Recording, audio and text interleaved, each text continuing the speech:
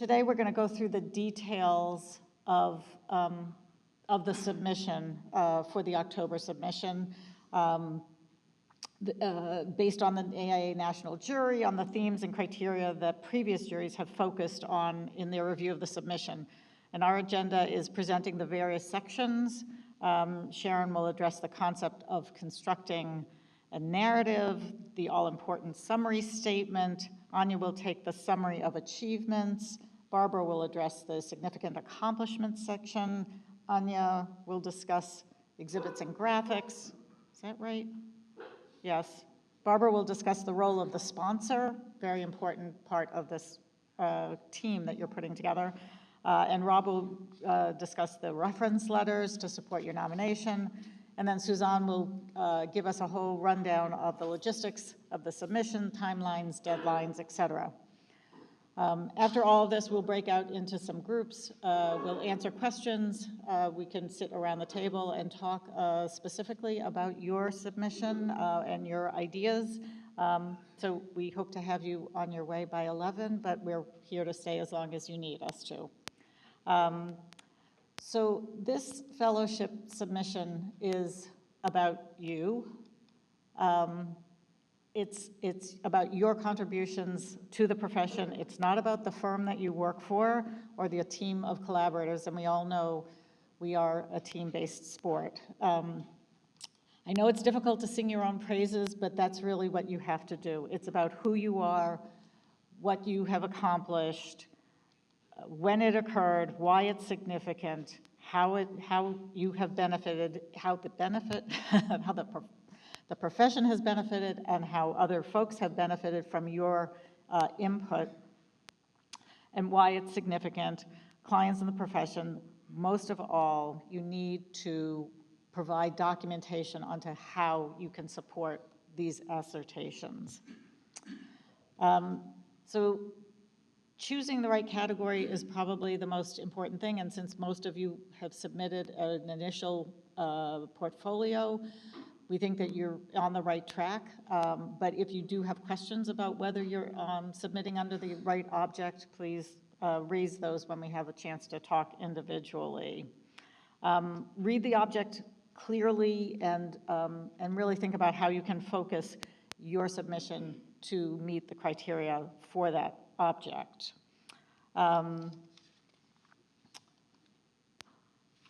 Select one. So the objects, we will go, actually I'm not going to go into each one of these. They are all on the website, and please just check it carefully when you are starting to work on this. So this is a process, it's a design process, and the first step is to find your advisors and get, you've done some of this already, but, and actually finding your sponsor is one of the big pieces of this whole thing. So gathering things together, culling it down, writing, rewriting, editing, adding, substantiating, expanding, honing, all of that is really critical over the next few weeks. We are asking that in August, on the 7th, that you submit a full draft of your October submission to us for review. We're going to take the month of August, look at those submissions, get some comments back to you all before that early October deadline. So there are lots of really good resources available both online at the AIA National, AIA here, incorporate the feedback and then submit the final. We don't have the date as of yet exactly, but it's usually the first or second week in October.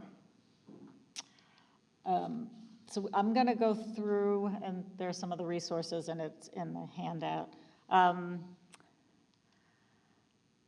So we're going to give you a little breakdown of what we think the submission should look like. Let's be clear, it's 40 pages. It's not 41. It could be 39, but it's not more than 40.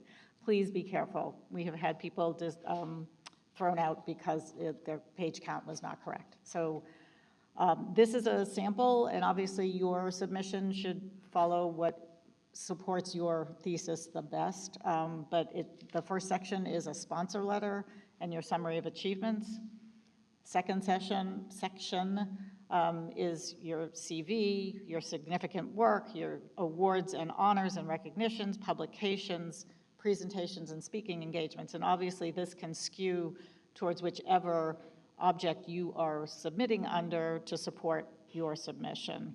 And then the third section, 20 pages, so half of the submission, are your exhibits. And again, being really selective about how you pick those exhibits and what you say about them in support of your submission is going to make it really important. So I'm also going to just say that what the jury is looking for and what we have heard from the feedback from the jury and other places, just a couple of things. The well-organized submission, the 40 pages, really important. Leadership and impact, the ripple effect, that is something that has sort of risen to the top of their priority lists in the last few years. So we think that that's really important to be able to show how that has, how you have been able to implement a ripple in the profession with your colleagues, with your projects, with your teaching, with your writing, with the awards. So all of that is really important. So I'm going to turn things over to Sharon to go deep into how to construct a narrative. Thank you. Let me scoot out. Good morning. So Heidi has given you an abstract of our entire presentation. What we're now going to do is to dig deeper into each person, each part of what she just told you. And my job is to dig into that first sentence that she said, "This is your story." So I like metaphors. And I'm going to explain how to construct a story or a narrative by comparing it to a tree. A tree has a root, and the root of the tree determines what kind of tree it is. A maple tree doesn't have an oak root. It has a maple root, and everything grows out of that root. The object that you select is the root of your tree. It determines everything that's going to come out of the ground, thus its importance. A tree has branches that make it cover a certain territory. The sponsor's letter lays out that territory, the territory of your work, of your tree. Coming up from the ground is the trunk. The trunk is the capsule statement, which is that 35-word statement that I'm going to talk about in the very end of my part of the presentation. Now, if you imagine a tree and a trunk, there's nothing that comes out of the tree above the trunk that's not connected to that trunk. The trunk has everything that the tree is going to have, right? So it's very condensed, but it has everything in it, right? It's very strong. Coming up from the trunk are the branches. The branches are the area of your work. That's your summary of achievements. And the branches, you don't want to make a tree a coniferous tree, because a coniferous tree, the branches go straight up. They don't cover a lot of ground. Your tree should be a deciduous tree. It should cover a lot of ground, because that's your reach, the reach of your tree, the shade that it provides over the earth. So make a deciduous tree that has branches that go out and cover a lot of territory. That is your reach. After the branches come the beautiful part of the tree, the leaves and the fruit that are on the branches, and they come up from the trunk and the branches, and they all connect, and those are your exhibits. So your narrative is like a tree. Let me give you another way of thinking about this tree.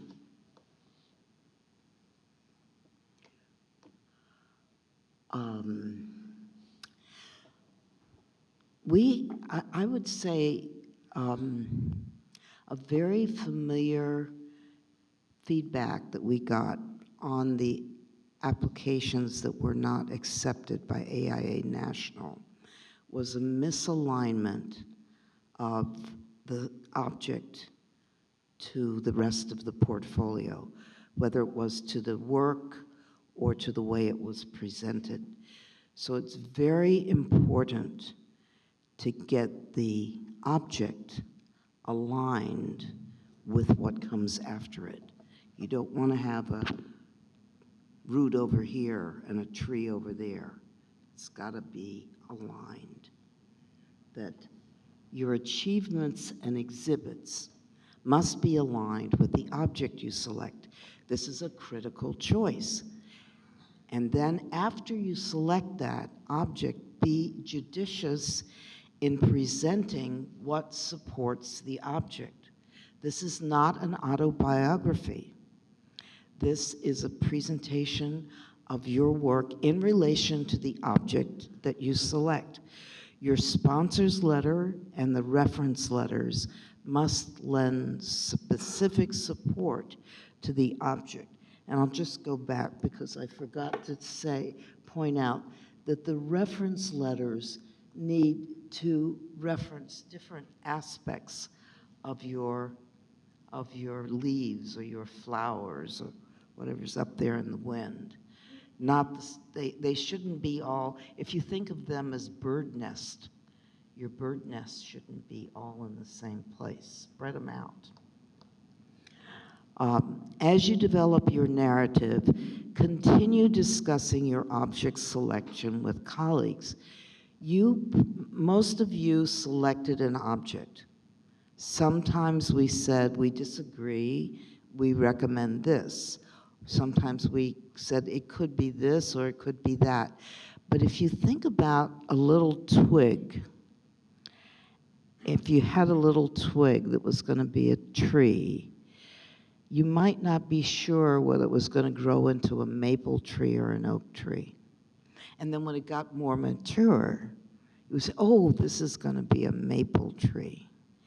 So as you're developing your portfolio and it's beginning to take shape, keep questioning, do I have the right object? Am I presenting the work that presents the object? Continually critique that choice because it's really important. Let's turn the tree upside down and look at it a different way. You start with a capsule statement, that 35-word statement, and it has some accomplishments in it. Don't make a laundry list of accomplishments, everything you've done, just a bunch of, I do this, this isn't. Make some discrete areas of accomplishments. Could be 2, could be 4, could be 3. Don't make the list too long. Because those accomplishments, then, when you get to the summary of achievements, and it all has to fit on the first page, you're going to elaborate on each one in the summary of achievements. being sure that you include some of your hard evidence. If you have quantitative evidence, get it on that first page. Some people find it good to put a little autobiography in that as a way of introducing themselves, as a way of saying, oh, where did I come from? But limit the autobiography. This is not an autobiography. It's a story about your accomplishments in relation to an object and the specific areas of achievement in that object. So spend most of that first page unpacking your capsule statement.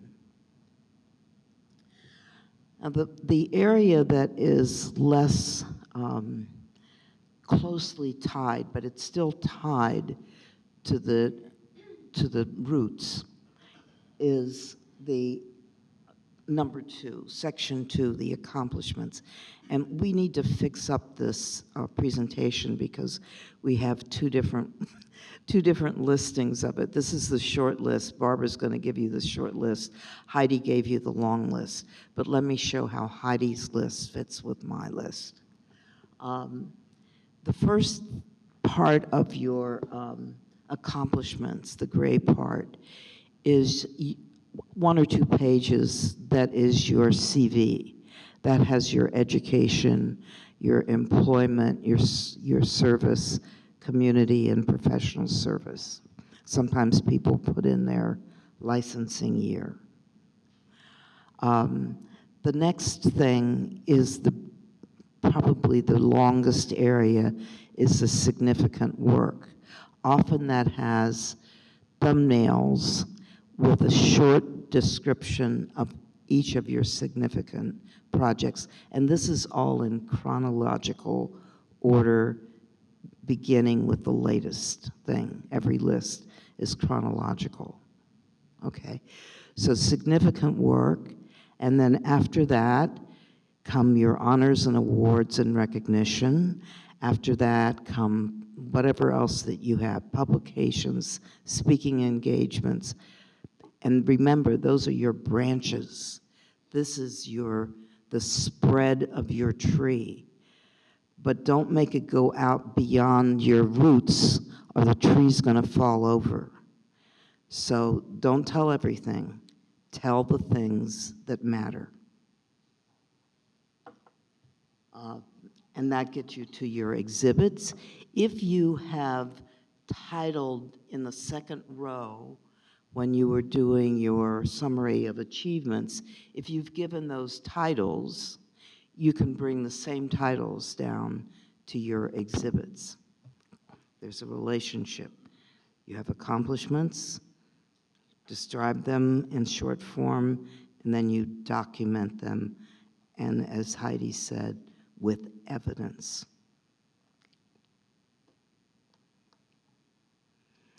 Okay, a narrative, what the jury is looking for, a narrative that reflects the specific criteria and requirements of the object you selected. A capsule statement that identifies your verifiable contributions to the profession and society. A summary of achievement that unpacks your capsule statement and offers a preview of the exhibit.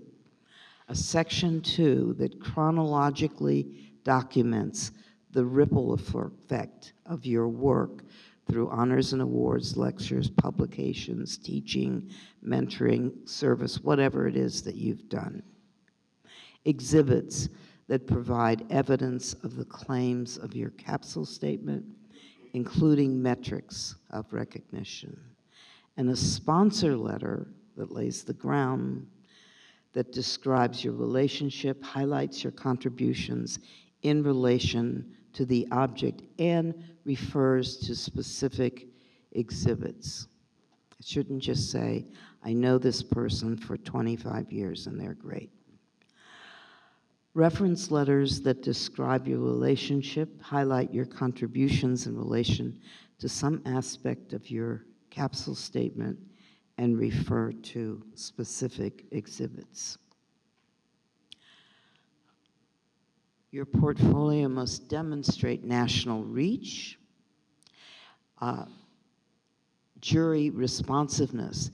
If this is your second time or third time going through and you've gotten feedback, read the feedback carefully and make sure it's clear how you are responding to that. Authorship. If you work in a firm or in any sort of collaboration, you must establish your specific contribution to the project. That's another area that we get negative feedback on, of not being sure what the person has contributed. And for each project, you must specify your responsibility, which is not your job title. It's not saying I was the architect. It's your, it's the work that you did. That, I mean, it's not saying your job title or like partner in charge. It's saying the work that you did. I was the architect, I was the designer.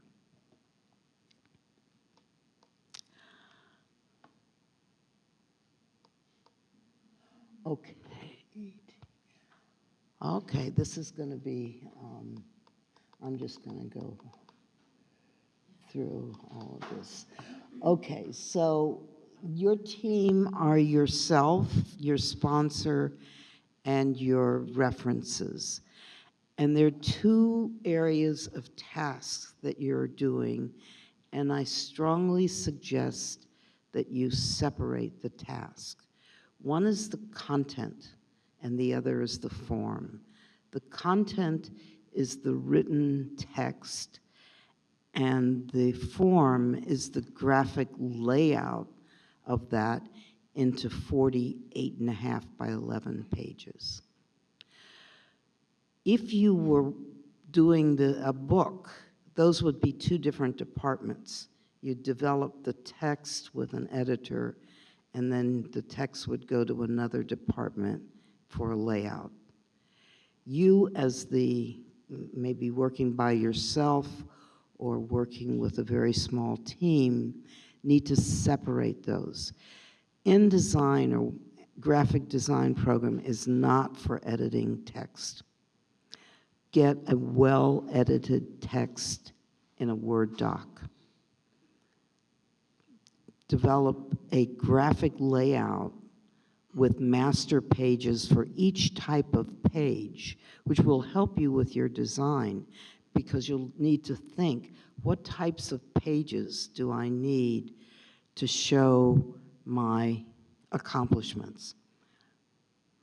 Exhibits probably have at least two types of pages, the first page of an exhibit and the second page. Maybe it has three, but thinking about what are all of the types of pages I need, getting those pages designed as masters with dummy text, and then at the last moment, merging them.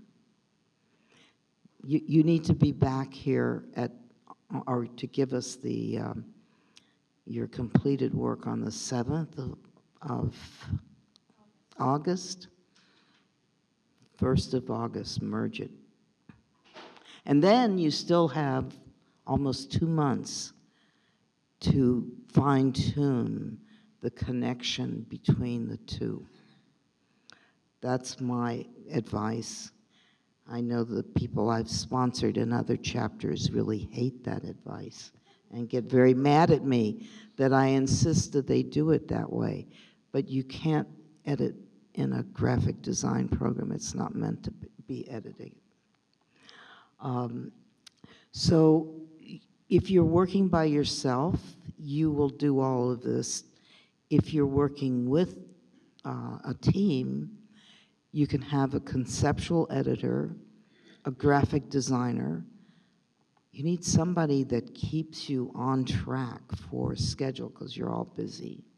So it's either your child who tells mom, you got to have this done today, or a friend, or if you're in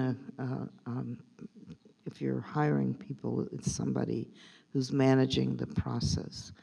And then you need, maybe, I think there's another one here. There's a copywriter who could also be a line editor or a, somebody that's looking at the details to make sure that, and that's after you've merged the text, to make sure that it's all fit together, that there are no missing lines, that there are no typos. You may not have typos. Absolutely not allowed.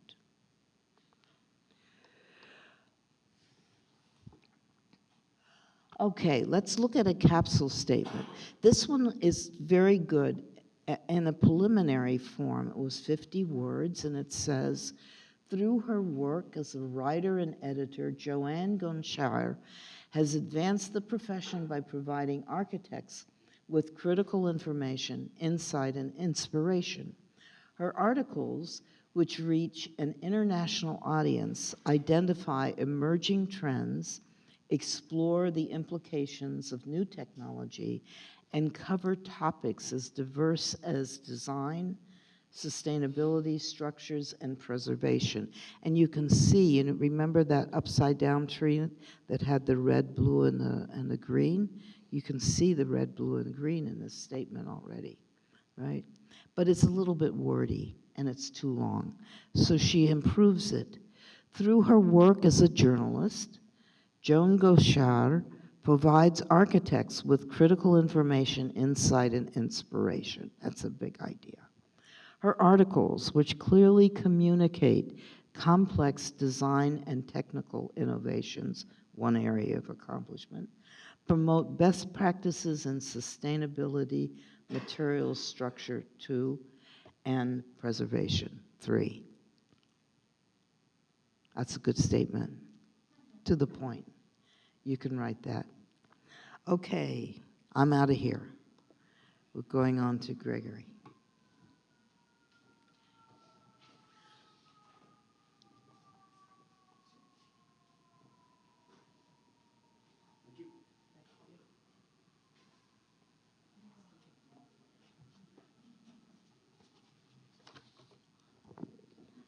Good morning, I'm Greg Waugh. I'm a program executive with the NYC DDC Front End Planning Department.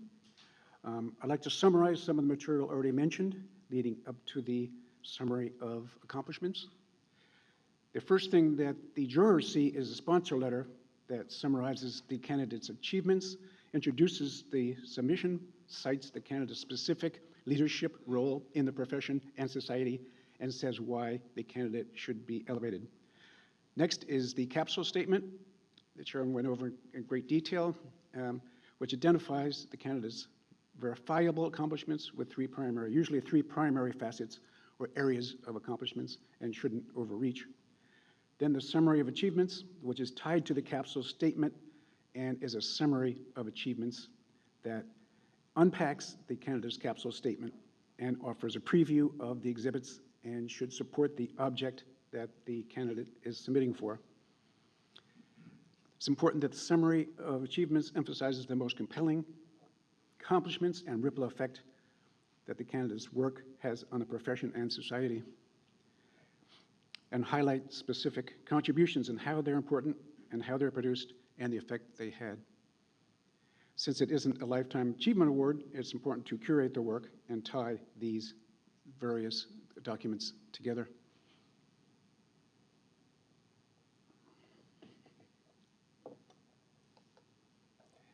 Another example is Samir Kumar. You can see he has a very clear and concise summary of accomplishments, and then the three aspects, the three facets that we've been discussing in more detail to show how they were produced and the effect they have, the holistic performance, innovation through craft, and shaping the next generation. Next example, Nicole Holden-Dennis, and again, has a very clear, concise statement, summary of accomplishments, and the three facets or areas of accomplishments. And John Wolfling also has a clear capsule statement, summary of achievements, and has the breakout of the 3 categories again: affordable housing, leadership through advocacy, innovative sustainable design, and thoroughly going through how they were produced and the effect they have.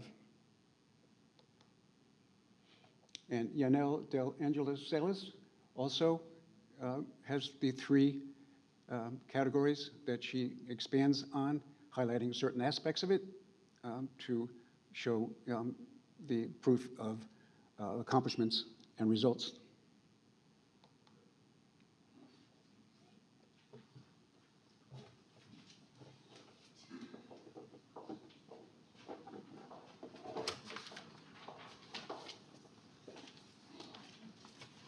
Just to add that it doesn't have to be 3. I mean, it could be 2, could be 1. I just, in terms of the presentation, I just wanted that, I don't want people to get too stuck on the notion of 3. It has to be sort of 3 categories. It's great when it's so clear, I will say that. How do I move this forward?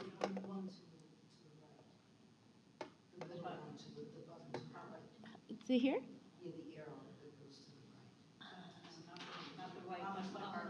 Did I do something? It's the black.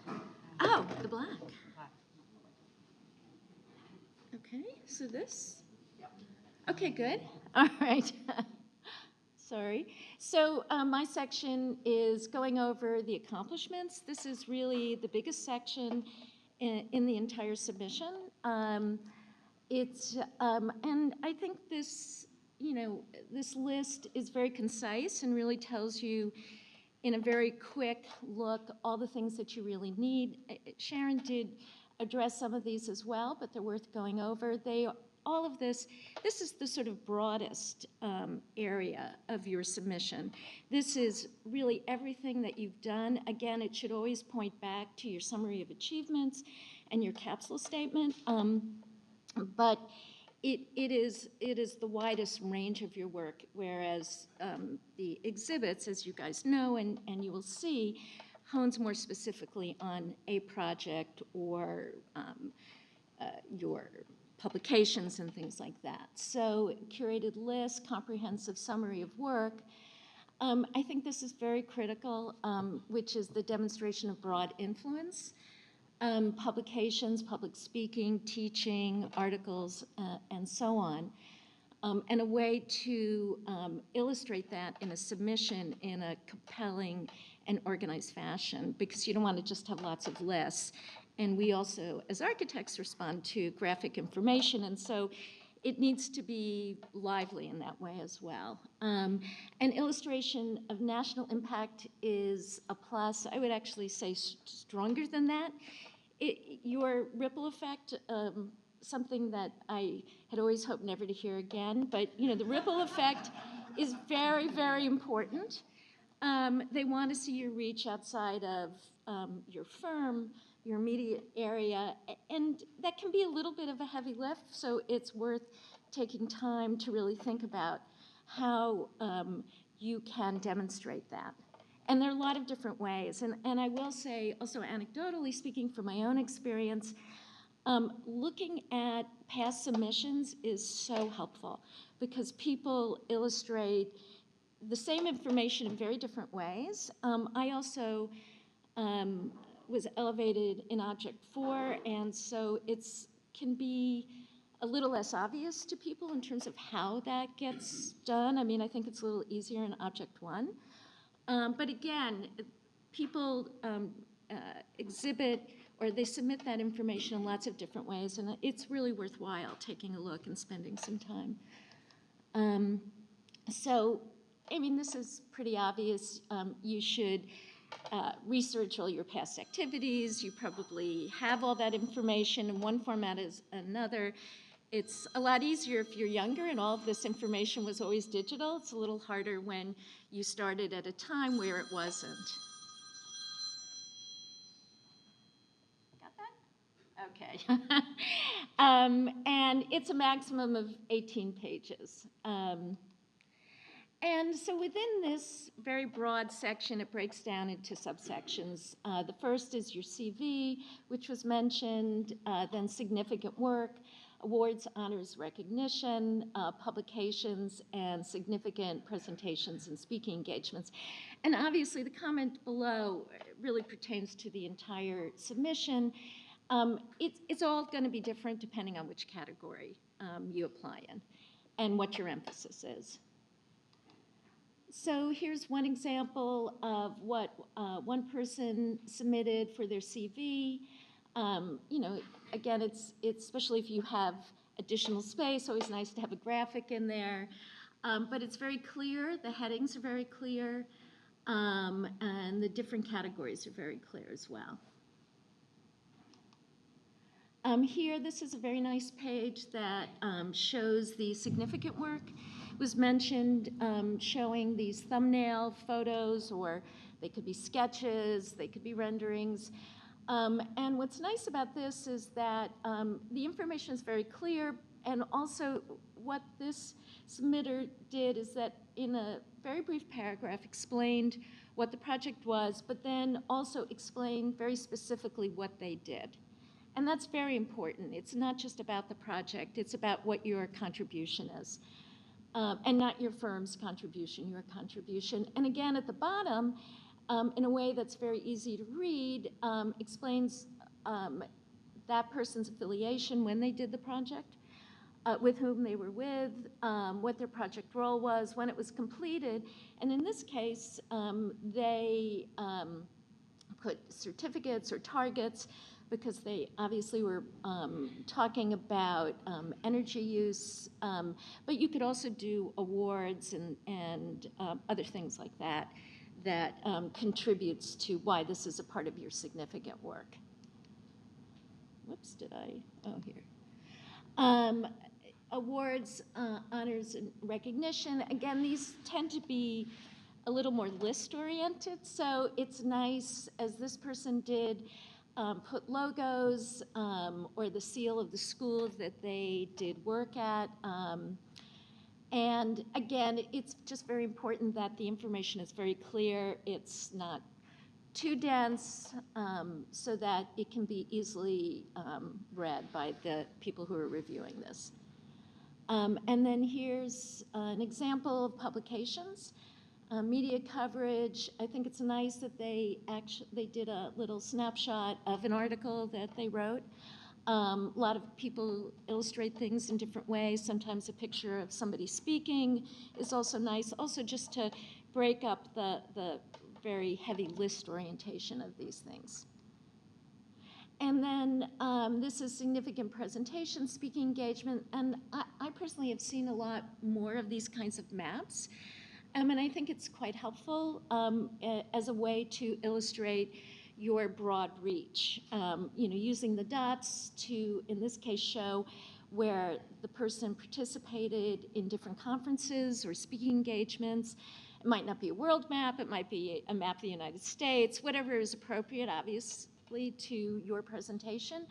But again, it's a quick snapshot to tell the jurors, you know, I've been, my reach extends to this area.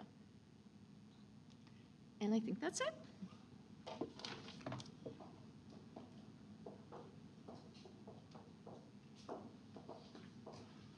Okay, my turn. Ania Ramirez, Jimenez, non-AIA, non-FAIA yet. I'm going to speak a little bit about the exhibits and graphics. I encourage everyone, if you haven't done so, to continuously refer to the document that's been given by National, being very specific about the things that you have to include in your exhibits. Otherwise, you could be subject to disqualification, and that is very heartbreaking.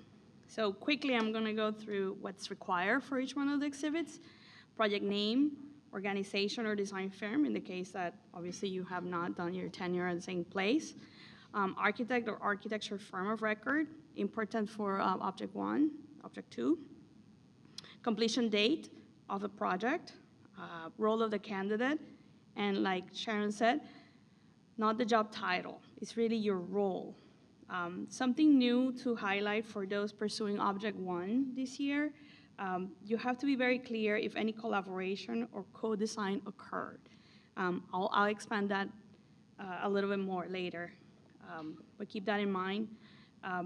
The synopsis, impact on the project initiative. So this is not just some marketing material of the project that you worked on, that you led, and that you collaborated, but rather in the same vein that Sharon was explaining how you're building your tree, this has to refer to your role and how you contributed to the project success, and if any ripple effects like awards, conference, etc., as a result of the project.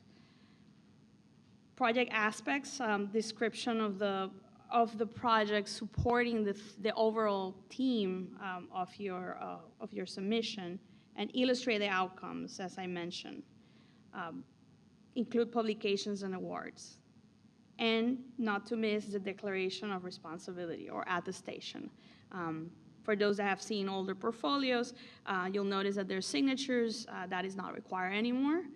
So that's something that you don't need to go chase after, which is great. Okay.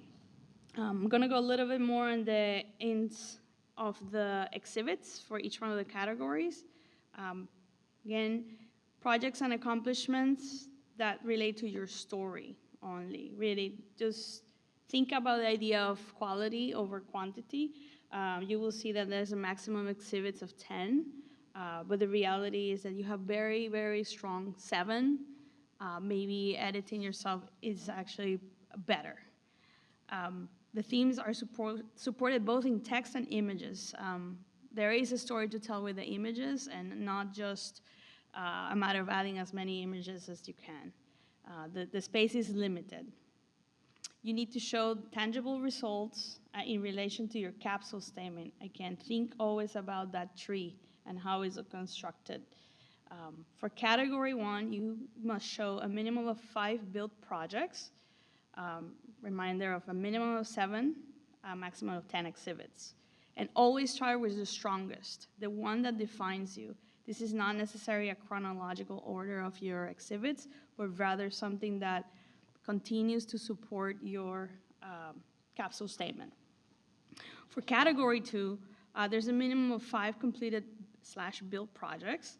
Again, 7, maximum 10. I want to emphasize on the idea of completed / built projects. Not all projects need to be built at that level, but rather master planning and things that are not physically completed can be included here as your portfolio. Categories 3 and 6, there is a requirement of a minimum of 1 building project completed, in addition to exhibits that most closely support the nomination object. In these categories, student work is acceptable for educators who do not practice. Always include a declaration of responsibility, and never forget that there's just 20 pages to include here, not more than that. Here's a couple examples, very different for the exhibit list, which is sometimes is less is more, should be concise, and again, it's not a chronological story, but rather a narrative of your accomplishments in the project category. Looking at many portfolios, of course, for future inspiration on myself and to help guide everyone, there's really never a perfect exhibit, but it's really something that needs to be cohesively and make sense for each one of the applicants. In this case, of course, there is cleanliness of the graphic. Perhaps the paragraph is a little bit too wide, but you can easily flow through the page, and that is crucial.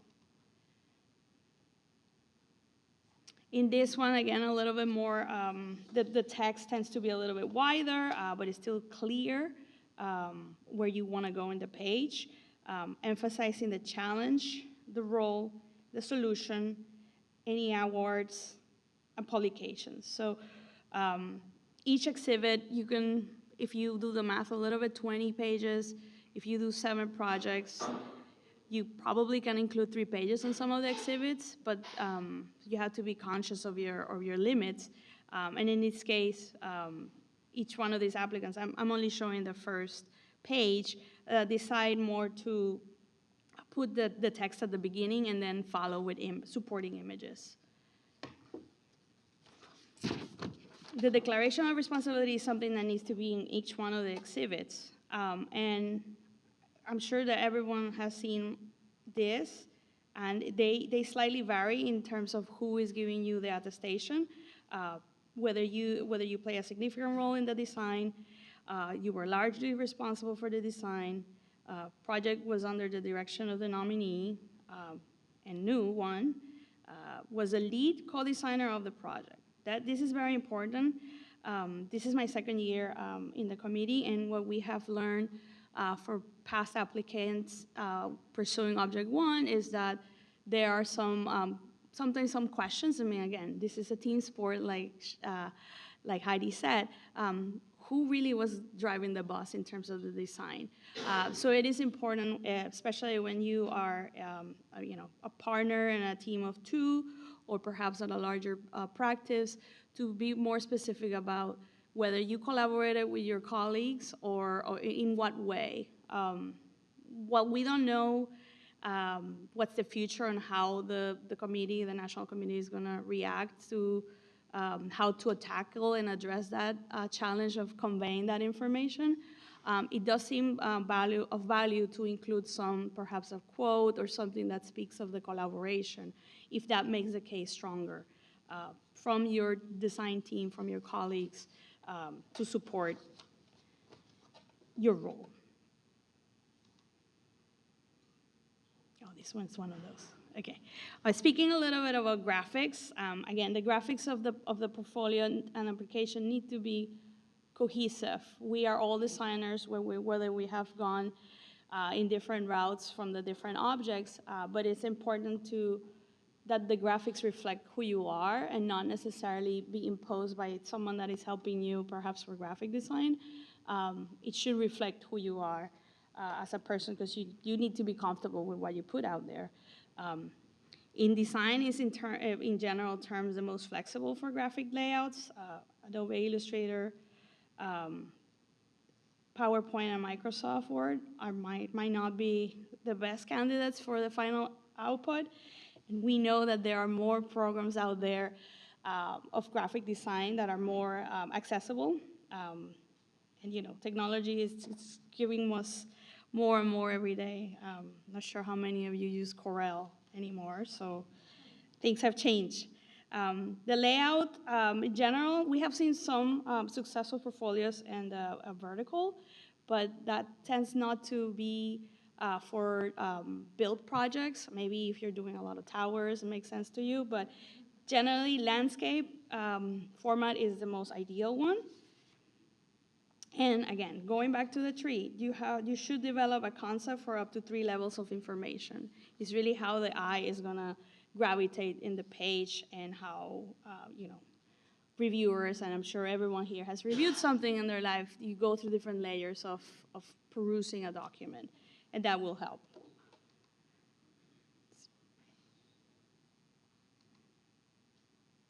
Okay, just reminders, not too dense, not all caps, and use a limited range of color, font style, bold, italics, and uppercase, and font size to create a predictable hierarchy of importance in the text. Watch for overcrowding, allow for white space around large blocks of text. Again, there's never a perfect one, but there is a very successful portfolios that are consistent, clear, and the information flows very well in the page.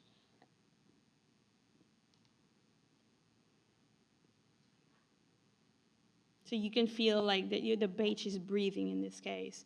Might be a little bit more subtle than the previous one, but again, the information is conveyed clearly, and it's sort of pleasant to look at.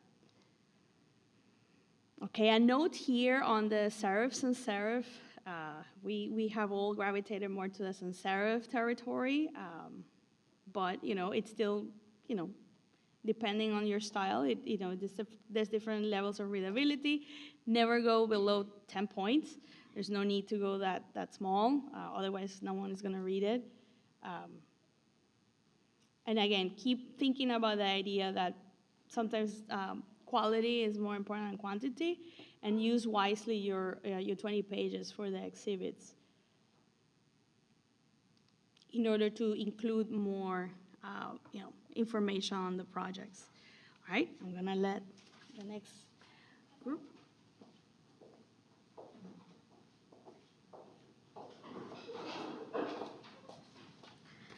So it's already been mentioned how important the sponsor is and the sponsor letter. It is the first thing that is read in your submission. It is the introduction to your submission for elevation, and so it really needs to make a very clear and very, very strong case for you. And you shouldn't be shy to ask your sponsor to rewrite their letter. I mean, we sometimes ask the sponsors to rewrite the letter to make sure that it's really about the applicant and really just hammers home why this person should be elevated. So the sponsor obviously should be someone who knows you well, knows your work well, knows its influence on others and the profession and its impact on the profession. Preferably not from your firm, and I would say that's a very, very strong preference.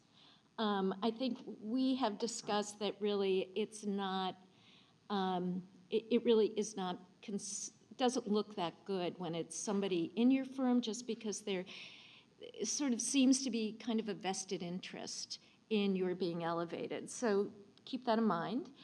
And somebody who has the time to help you through this journey, because they do have responsibilities and roles, and to the degree that they're involved can vary somewhat, but there is a minimum of responsibilities that they have to undertake.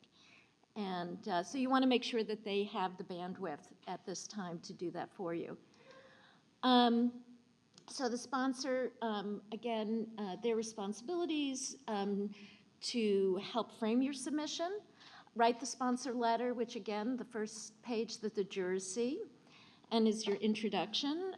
They have to be able to sign the unpaid labor and code of ethics declarations, and coordinate the references. You know, I will say anecdotally, I came up with my own list of references. My sponsor wasn't that involved in that list, but they do have to coordinate the information and generally speaking, they are to reach out to your references for you. Hello? Okay. So again, the letter must frame and support the candidate's narrative very, very strongly and very concisely.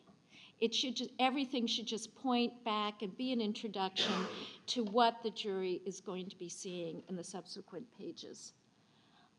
It's only one page, so it has to be concise and to the point. Written on the sponsor's letterhead, if they have a company letterhead. It's addressed to the Fellows jury, includes the candidate's name, obviously, states the object and speaks to the object. It's preferable that it's in landscape if the rest of your presentation is in landscape. However, we've seen it in a vertical format. It's not, that's not going to be a ding against you. It's just that I gather this is how the juries see this and when they vote on it, and so it's going to be, the letter will be smaller. So you just keep that in mind about how the jury as a group reviews, the national jury reviews it, and is signed with the appropriate AIA designation. And again, it's the first page of your submission. Emphasizes your most compelling accomplishments and your ripple effect. Summarizes your achievements, introduces the submission, as I've mentioned, and cites your specific leadership roles in the profession and greater world, and makes the case of why you should be elevated, and should actually state that. And this is one example of a letter. And I will turn over reference letters to my colleague. Thank you. So the reference letters, a lot of this is about how you get high quality information into a very small amount of space. And the reference letter is really a lot about that, because it's, I've got a lot of speaking points, but I'll cover them. So it needs to be somebody who really knows you and can say how, why they know you. And it doesn't have to be somebody who's known you for 30 years. Maybe they knew you for 5 years on a really intense project or experience or something like that, that they can speak to directly and personally. You also need, you can't have all your letters come from people in New York. I mean, it's just not going to float. So the ripple effect, or whatever the phrase is, this is about your national prominence and the relationship you have to the profession overall. So get them from around the country as broadly as you can, and also broad in terms of who's writing them. Maybe one's an educator, one's a client, 3 are peers, colleagues, wherever it is. I've written a lot of reference letters in the past, and the good ones are somebody approaches you, they know you well, they've already got their material prepared, and they share it with you so that you can look at it and talk to them about it and say, I need you to really help me cover my expertise in theater design. So if you can write to that relationship we had on that particular project and what we did, so it's really in there, and that it conveys in this short amount of information to complete strangers your effectiveness in whatever your role and whatever your object was. And there's a piece of housekeeping that's kind of tough, which is the 5 of the letters have to be from AIA members in good standing. And so it doesn't mean that they've got letters after their name. They've actually paid their dues, done other stuff, and it seems a little challenging, like, are you sure you're in good? But it's the national will check. So it's important that you go through that and make sure it. It says you need 5, you need 7. I go for 7. It's the broader you can spell it out, the better. And I think I've spoken to a number of these points, but it's also, you know, I'm terrible when I'm asked to write a reference letter. Sometimes I don't get it done until 2 days before it's actually due. So you may have to continue to poke and prod, say, hey, did you get that thing in? Did you get there? Some people have given me bullet points that they want me to speak to. Other people have left it completely up to me how I write that kind of letter. But you have a relationship with that reference person. Speak to them, go over it a few times. Don't be bashful to ask them to sort of say, hey, could you actually focus a little more in another direction? You know, you really need to craft this. And if you need your sponsors, a highly active sponsor, they can help you do that. But it's really crafting this, because this is part of the fundamental evidence that you are practicing, educating, participating at a high, nationally important level. So I think it's really key. And then Suzanne will go through the nitty-gritty.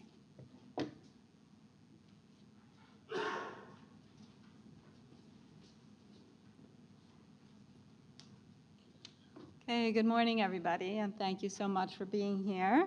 I am going to do nitty-gritty, but this stuff is quite important, so do bear with me, and feel free to ask me questions now or throughout the next couple of months. So starting out, I've listed here the names of the jurors that we know will be, or we expect will be continuing to serve. There are a few more to be selected that the deadline for applying for that position is June 16th, so I don't anticipate that we will come up with the final list of jurors until July or August of this year. The most important thing about this list is that you should not be speaking to any of these people about your submission. So if you know any of them, please refrain from telling them that you are applying. The first person on the list, Margaret Carney, is from our region, from the New York region, so she would not be one of the people who would be in-depth reviewing your portfolio or speaking on your behalf on the jury day. If there's anyone on this list that serves is also from your same firm, the same restrictions would apply. They would not be able to be a advocate for you on jury day. Actually, I'm going to go back for a moment just about the board of directors and the strategic council should also not be approached to ask for any support for, written support or anything for your submissions. That's the national board of directors and strategic council. So, very important that each of the jurors is spending a lot of time with the portfolios because there are 200 plus submissions each year, and they read through at least 40 in detail and then present during the jury period one as a sort of advocate for what they were able to glean from the submission. That means, I think we've probably said it, you need to be concise and clear in your presentation, 40 pages, because they will need to be able to access and show the others who might not have looked at that in detail where your highlights are and the strengths of your submission. They will view the summary section, basically the summary of achievements and the sponsor letter for every candidate. When they gather together for 6 days straight and review all of the portfolios, I believe in alphabetical order. If they vote at the end of each presentation. If there's a tie, they move it to the end, and as I said, they can't review from their own firm or region. The jurors do look at the presentations like we're looking at this PowerPoint. I'm not sure how big it is, if it's a conference room or on a smaller screen, or if it's actually a big room like this where you have a really large submission. A smaller room is nice because you may be able to see more detail. Large room is nice because you get these kinds of detailed overview. But at any rate, it's usually in this broadcast landscape mode. Again, going back to what we were talking about before in terms of how you might lay out your submission. The actual total jury time discussion in those 6 days is about 10 to 12 minutes per candidate. Of course, people have spent a lot of time with the submission earlier and are doing a quick take. But it's important to be clear, concise, results-oriented, and well-documented.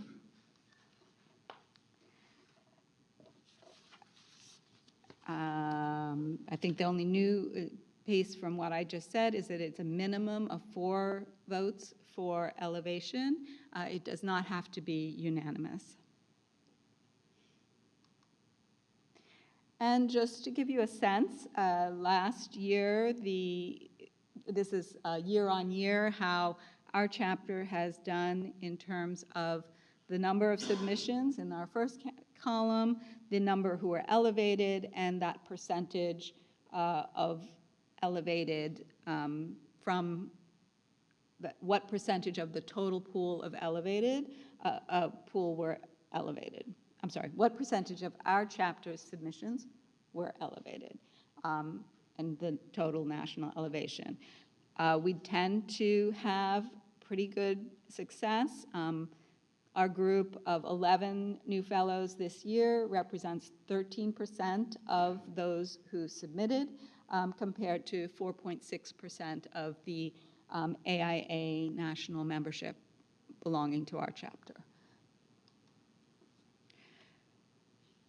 And there are many different objects. People go in every single object, and every single object can be successful. So please don't get fixated on one or the other as being any different. Once you are elevated to the College of Fellows, it would be a very rare case that anybody asks you, oh, what object were you elevated in, you know? Object 2 is the largest cohort, followed by Object 1, 5, which is service to society, and then 6, which is a relatively new category and includes educators, researchers, and those who, literature is the third moniker, maybe. Yeah, I'm still trying to fully wrap my mind around what the literature candidacy is, but we'll see as more people get elevated in that object. The timeline, right now, we're already at May 30th, the second dot on this, where we're having our nominee workshop. We are asking you from now until August 7th to be working very hard and creating a draft submission that should be pretty close to final, and it has both content and layout. That's by August 7th. That gives us the opportunity to look at and review, send you back comments, hopefully in the first week of September, so that you have then about another month to integrate the comments that our committee supplies. Again, they have not yet put out the date or the details of any changes to the submission process for the 2026 cycle, which is what we're entering into, is a 26 cycle. You'll see information there for the 25 cycle, which was, you know, last year. So it's a little confusing, but October 2025 is considered the 2026 cycle because that's when people will be elevated.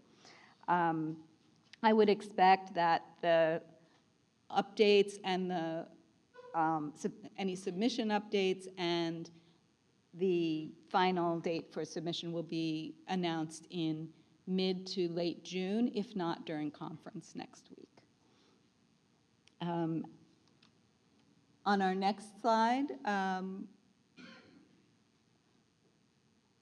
this is just a guide for you. I think Sharon sort of spoke about that. Right now, you're selecting your sponsor, collecting your materials, starting to sort of think about how they all go together. You're writing, formatting, and in July and August, and then in August and September, you're really starting to dive in with your references. It's very helpful to be able to provide them with the draft that you've created so that they understand what your overall picture is. If not the whole submission, certainly your summary of achievements and your capsule statement. Though I will say that the capsule statement is something that tends to be the first thing you start with and then the last thing you tweak at the end as well. It sort of has to, it's a two-way street in terms of, because it's a bit of a process of discovery to put together all of this information. You may find that the details and the nuance is a little different than what you thought it was when you wrote your capsule at the beginning. In September, you'll integrate the comments, and then October, start submitting. Do not wait till the day of to start this submission in the platform and portal. You want to do that at least 2 to 3 days in advance. I would recommend even a week. At 5 p.m., which is usually the cutoff time, that system shuts down. And if you're 3/4 of the way done or 99% done, you're not done and you won't be able to complete it. So please note that as a very hard deadline.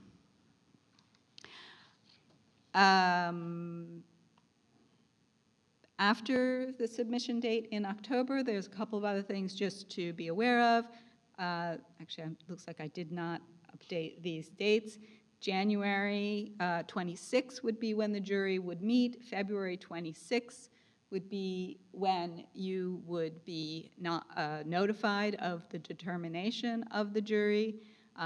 We would have in 2026 in March a new fellows reception, and I don't know where the conference is in 2026. I don't know.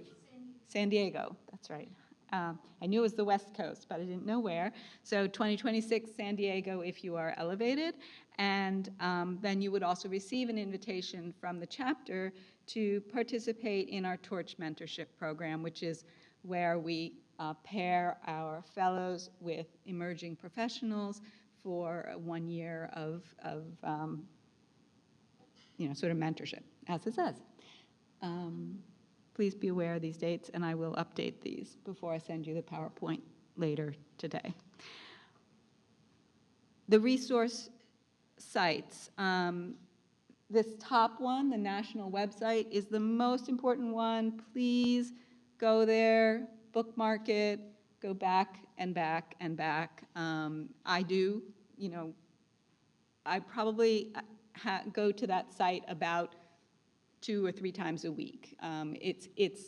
There are a lot of details, and sometimes until you're looking at a particular section or a particular form, exactly what is being said on that site won't be retained or kept in your mind. So please do look at that a lot.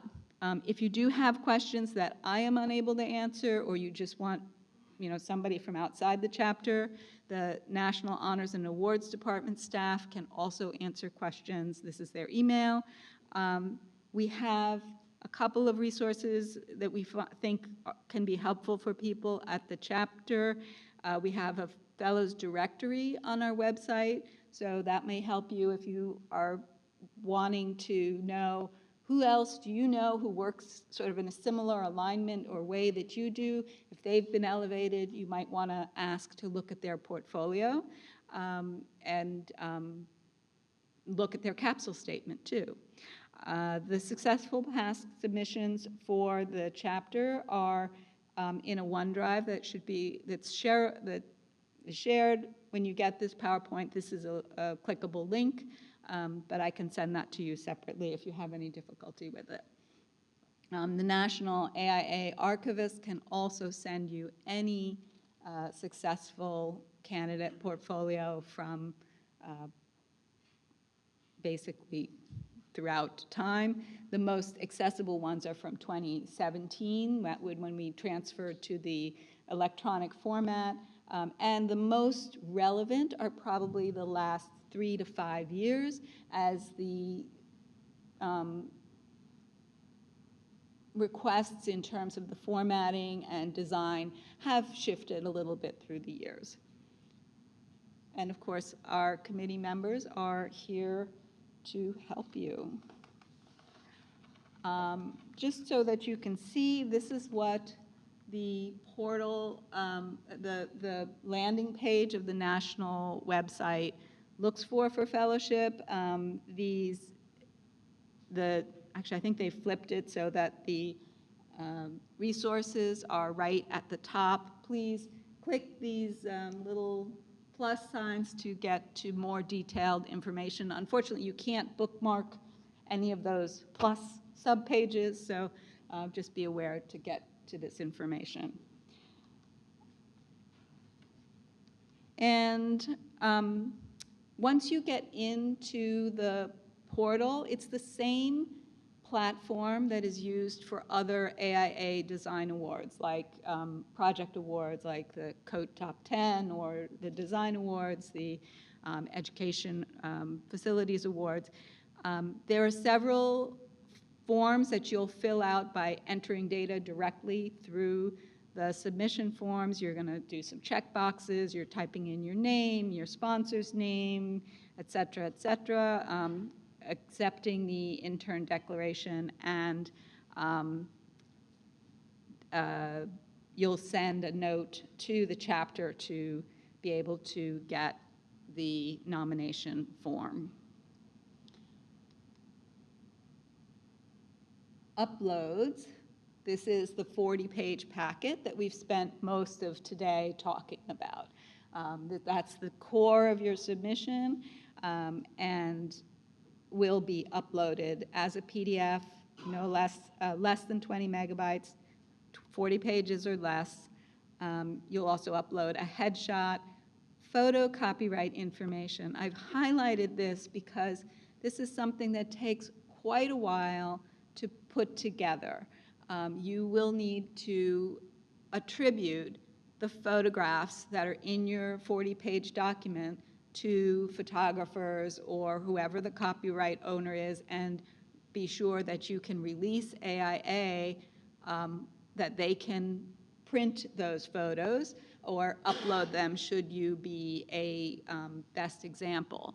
They don't want to get hit by a lawsuit because you put in a photo that you don't have rights, and therefore they don't have rights to circulate. I believe it is possible to denote if you do put something in that you don't have permission to circulate. The jurors can see that.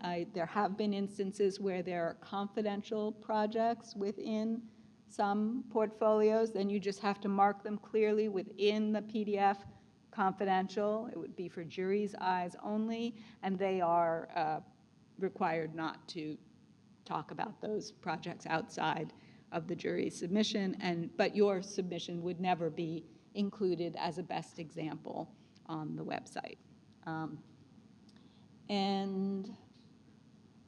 The release form is another piece that is similar to the photo copyright. You're saying that AIA will have the right, should you be selected, to use your capsule statement and things like that in promotion of the fellows process. And finally are the reference letters. The reference letters must be in by the same point that your PDF is. It can take, as I believe Rob said, quite a while for the reference writers to actually write the letters, so please invite them to do so very early. You have 7 in your first year, 5 of which must be AIA members.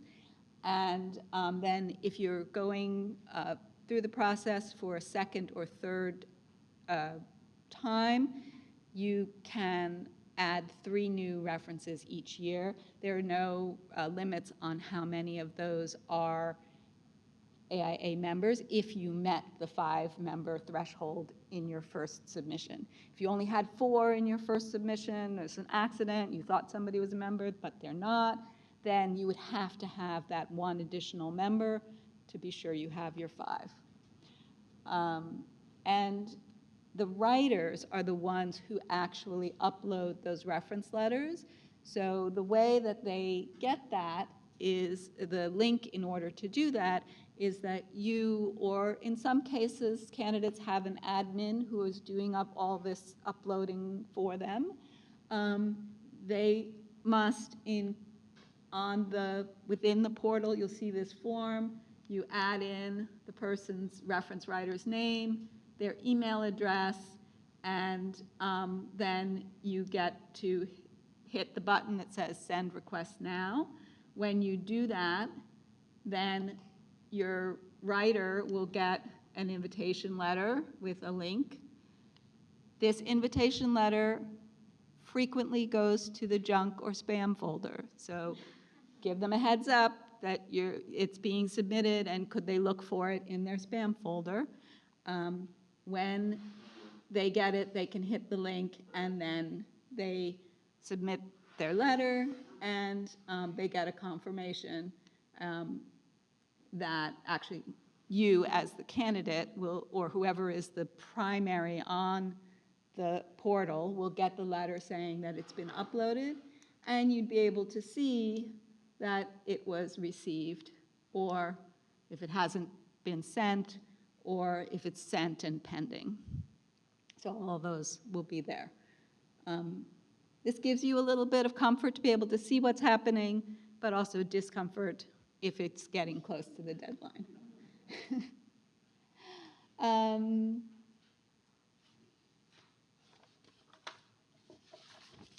So in summary about these forms and steps, I just really encourage you to look at the sample application.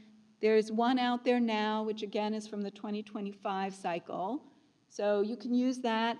There's not going to be major overhauls or changes, but do look for when it says the 2026 Fellows sample application so that you can see any tweaks they might make. And most particularly, I think they may be tweaking again that it is a 40-page limit, no intro pages, no discount for your cover page, no discount for a exhibits page. I think they're going to really hone in on that 40-page limit. So please, please follow that. Your login information for this portal site is the same as for the AIA National Platform generally. If you have any questions about that, unfortunately, I can't help you get that fixed, but if you reach out to membership at AIA.org and aren't getting an answer or need some assistance, I may be able to spur once a request for password reset or anything goes into the system. We will send our official nomination letter after the draft submissions review, just because we sometimes may suggest, if we think it's going to be a little too much work between August and October to take your submission over the finish line, we might suggest that you defer. Each candidate can wait. If you are nominated this year, you can submit this year, 2026 or 2027, but would then, after that period, need to resubmit to the 2028 committee to request a renomination if you haven't already submitted. If you are nominated and submit, you have up to 3 attempts to be elevated. And so that would hold whether you start in 25 or 26. If you started in 26, you could do 26, 27, 28 without a renomination. Just to know you have a little bit of time. If you get into this process and find, wow, this is a little more work, or some deadline or some family thing comes up, take a breath, let us know. Doesn't have to be this year. The rest of this, I think you can read for yourself. And again, here's the people on the committee. We're all here to help. And we're now going to answer your questions before we go into some breakout groups. And for questions, I have joined the Zoom meeting, so if anybody on Zoom has a question, please type it into the chat and I'll call it out to the room. And I'd invite our panelists to come up to the front here, and I'm going to have a wireless microphone just to be sure that everybody can hear everybody's questions. Thank you.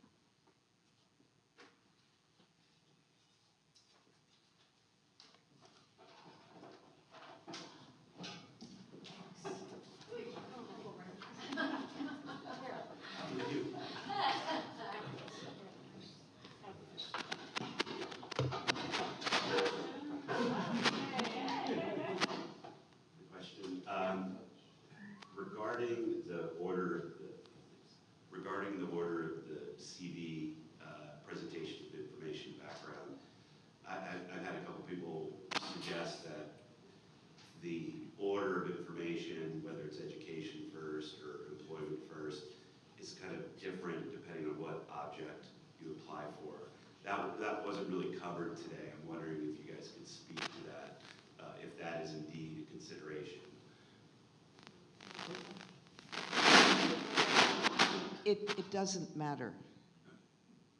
You know, what you need to have is your education, your employment, your service. And it's a choice between whether you start with your employment or your education, and I've seen it both ways. And some people add in their registration to their employment. It's The important one to that have we the education, though, because sometimes we see ones that don't have the education listed, Yeah. but it's important to have them. Yeah. And with dates. No trying to hide your age. I think, sorry, I'm just going to comment, and also I think that the microphone isn't picking up, so we can look at that.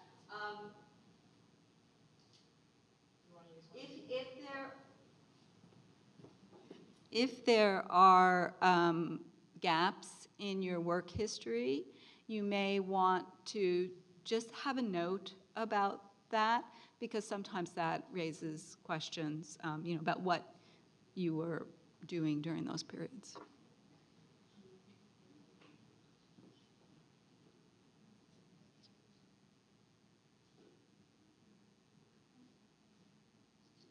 Hi, I guess it wasn't clear. The sponsor letter counts as one of the pages of the 40, but the other reference letters do not? Yes. Is that correct? Okay, I wasn't clear on that. Thank you.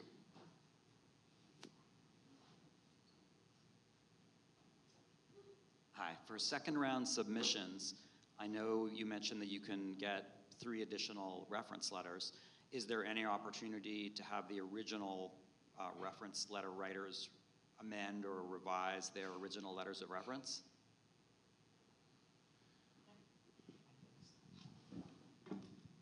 Yes, they can. Absolutely. Yeah, I think you may need to send an email to Honors and Awards, or within the system, I think there's a way you can say that you want to have it replaced. I can't remember the exact procedure, but it may require an email to Honors and Awards saying, my reference would like to change their letter. But they'll understand that from your marking which year of submission it is for you. With regards to the number of pages, in various different documentation, there's actually some discrepancies. There's a handful of them. The 2 that I can recall off the top of my head is exhibit list doesn't count towards your page count, and your reference list doesn't count towards your page count either. Is that something that's changed, or? That's changed.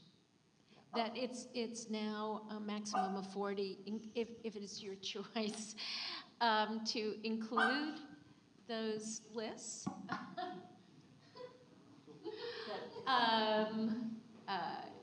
That is a part of that. That's your choice, and that is a part of the 40.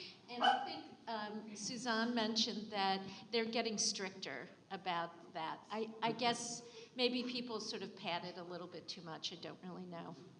Then my last question, is there, the 5 of the 7 letters need to be AIA members that are in good standing, and I'm guessing if you could find them on the AIA website, that, at least New York, AIA New York, you can find the folks that are part of AIA New York.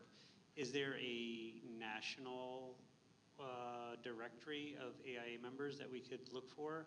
Because you could look at someone's LinkedIn page and it may still say AIA, but you just don't, because they've traveled, across the world and in different countries, you just don't know if it's up to date or not.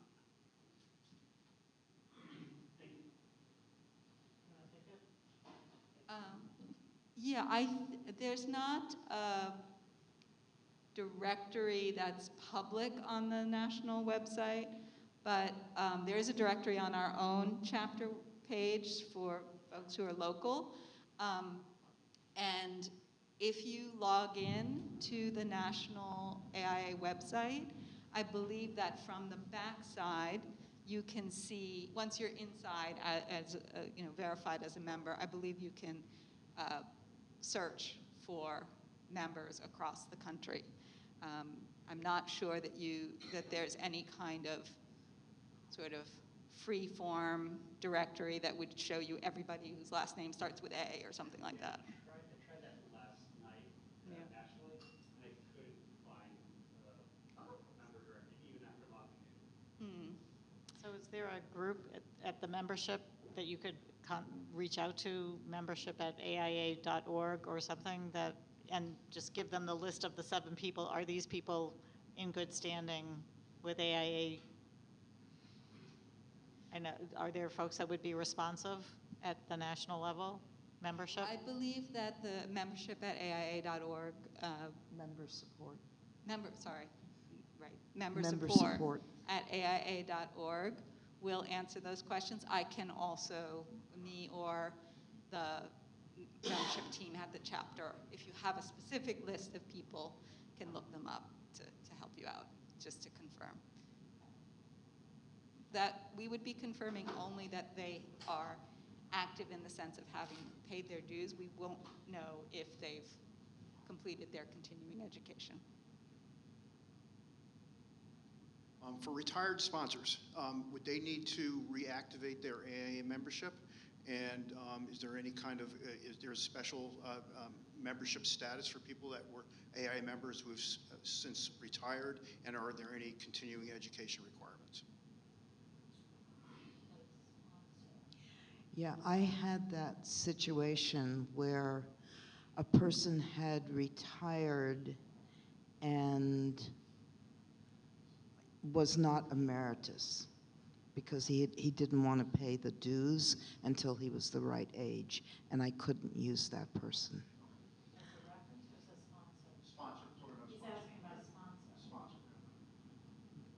My situation was a reference. Yeah, a sponsor must be in good standing, but if they are retired, they should have stepped into the emeritus status. Emeritus, though, they have to be 70 and above and retired to become emeritus members. Right. If they let their membership lapse, they may be able to rejoin. They can't immediately rejoin as emeritus. They would have to rejoin for at least 1 paid year of membership before they could be elevated to the emeritus status.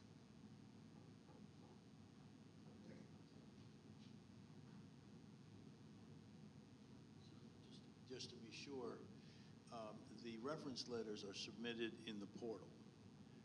The exhibits then have to be certified by someone who attests to the validity. And what about testimonials? Are they the same as reference letters, which then have to be submitted to the portal, or are they a separate creature?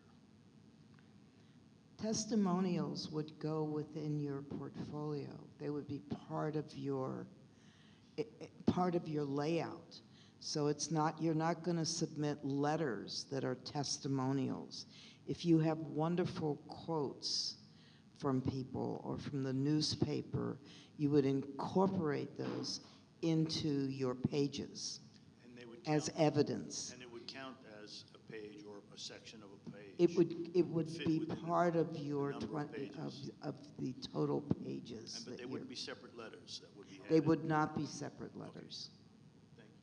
Oh, also, is it possible to have a digital copy of this, which this is very, very valuable, but for some of us of a certain age, it's a little difficult to read. Yes, I will be sending out the whole PowerPoint as a digital file for you all. I know that was just for note-taking today.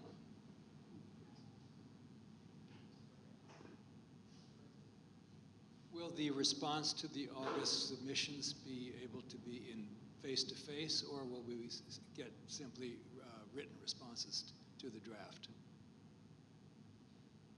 Will the responses? Responses or From us? Yeah. Oh, our responses, our feedback is written. Our feedback that you get in August from your August submission will be written. Yeah, Obviously, if you have questions about what you receive in writing from the committee, you can reach out to folks and we can have a call and to clarify any concerns or questions that you have. Just a question about the layout. I realize that the requirements are strict in terms of 8.5 by 11. It does seem pretty obvious that they're all going to be reviewed digitally in a PowerPoint format. I have seen examples of previously successful submissions where they were 11 inches wide, but like 4.5 inches tall, so that it fit into that 9 by 16 format. Any specific knowledge of whether there's any problems with doing that?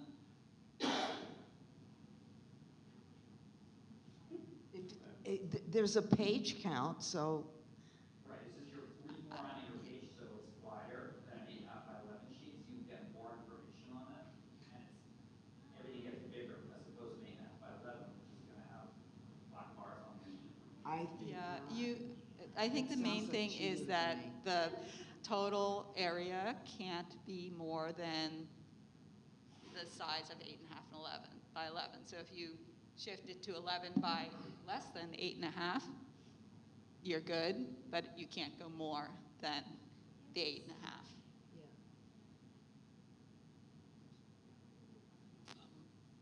With regards to the exhibits, each exhibit has to have a statement by a third party indicating, attesting to your role on the project and so on. Is that just sort of, do we just do that via email and just save that email somewhere? Do we need to upload that to some portal? Is it through the portal? Like, how does that sort of work? Keep it in your files. It's your record. But you don't have to have the signature. But you need to have the documentation in case you need to. So if we just archive the email, that's fine. Yeah, make sure that you notify whoever you're utilizing as a reference in case something comes up. Where they're not surprised if somebody reaches out to them and they go, what? Oh, sorry. That they're not surprised if somebody reaches out to them from national, that they are aware of the fact that their name has been used in the presentation, that they are attesting to this. I had a quick question about the sponsor letter. It was mentioned that it should not come from your firm, obviously, but what about a previous employer, if the principal from so there's no negative issues with that? And is it definitive that letter can only be one page? It can only be one page. A previous employer would be fine. The thing with the current employer is the firm benefits by having fellows on staff.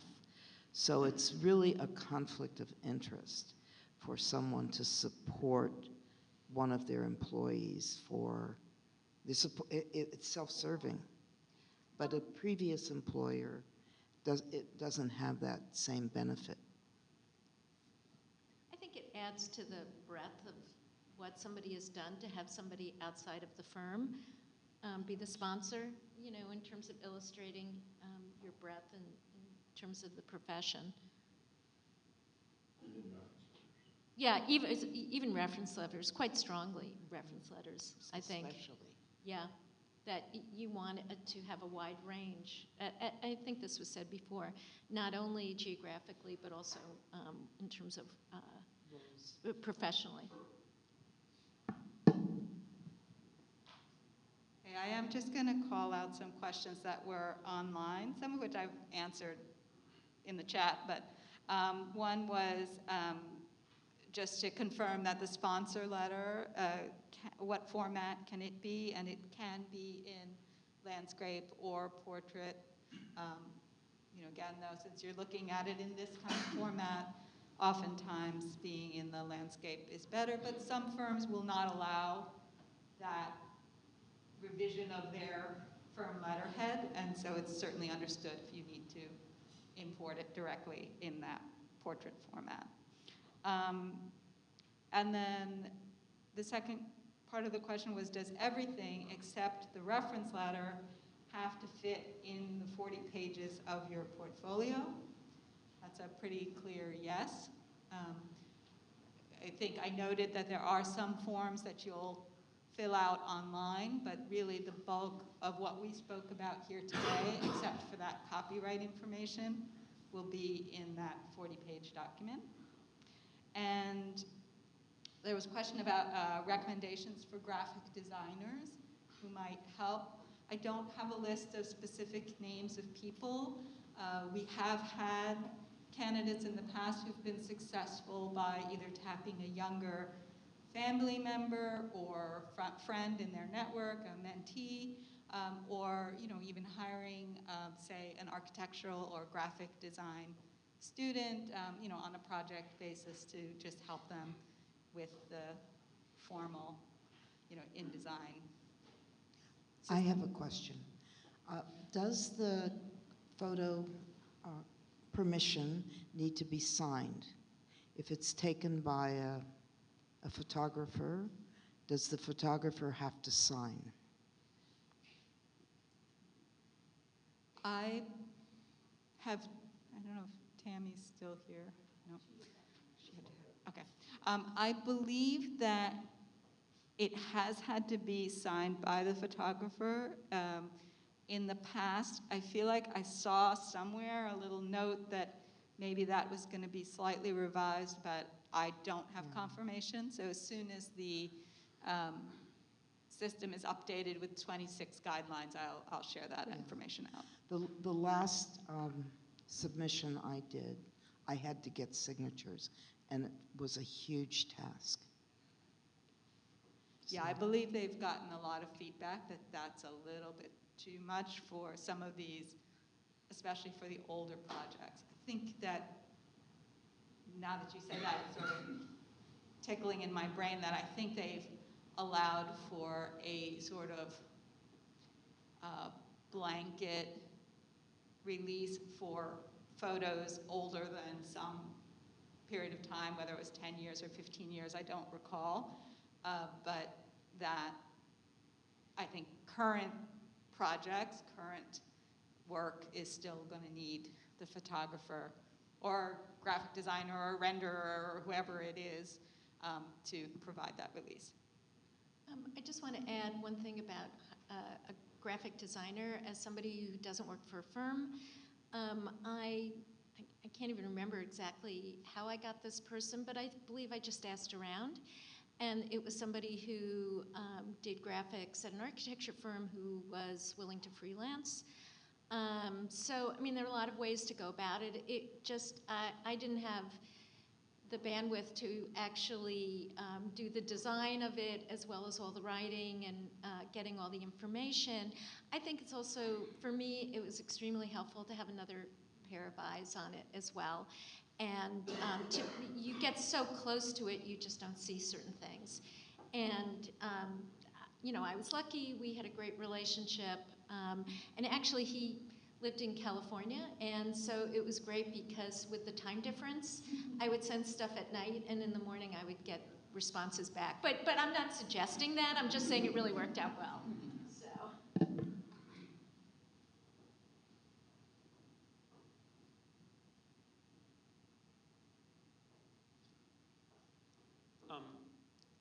Could some of you elaborate on the difference between what should be included in the significant work section versus exhibits, especially in the context of an Object 1 submission? There is some overlap because you could have your exhibits would likely be within the significant work, but it's going to be presented much more abbreviated. The example that we showed was actually quite, it was quite elaborate. A lot of them are much more condensed, but you will have that overlap, that your exhibits are part of your significant work, and it puts them into context with other projects. Yeah, and if you have an extensive body of work, you don't really have to dump everything that you have done. It is significant work that support your statement. We have seen some of them that have 64 projects. I think it does seem that the most successful ones are some somewhere between 36 and 48 is a lot even, but like it should not continue endlessly. It should support a narrative. So you will often find that if one of the projects in that is in the exhibits, it would get highlighted in some extent, because then that means that there will be more to come, and that tends to be helpful. So the ones that are in the significant accomplishments section are really thumbnails, right? So it's the difference between a thumbnail with a little description and 3 or 4 pages that describe a project in depth. So it really is a list or an illustrated list versus an in-depth presentation of a project. And the example that Barbara showed, there was a note that said included in exhibit or is an exhibit or something like that.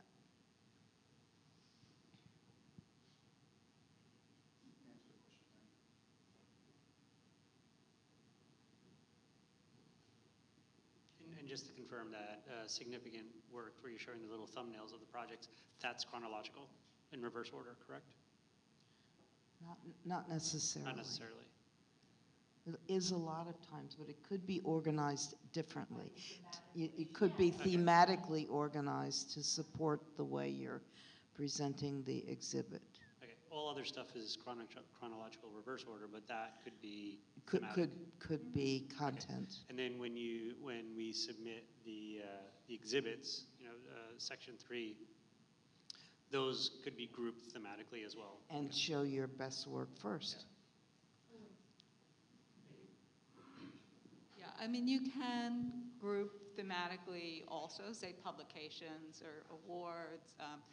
With awards, it's sometimes helpful if you have multiple awards for particular projects to group under a project, but then again, maybe chronologically sort of by when the project was completed, just to help condense the layers of information for the person who's looking at 40 times 40 pages. And who has to put in their own words very quickly to other people your presentation. Has to be paraphrased. Okay, I think at this point, just gonna double check that there aren't any other questions online, but we have, as you can see here in the room, 4 breakout tables, and we also have, for the people online, 2 laptops in the other room. So I'm going to ask 2 of our committee members to come with me and be hosts for the Zoom breakout rooms, and then the rest of you can distribute yourself over these 4 tables. There are some sample applications on, actually I only put it on 3 of the tables. So there are more people here than I think I expected in person, but feel free to take a seat at one of these tables, ask your questions. Again, we'll send out the PowerPoint. It's got a lot of links to different things, resources we talked about, and if you have questions, feel free to email me at any time. Great. Okay, so breakout session.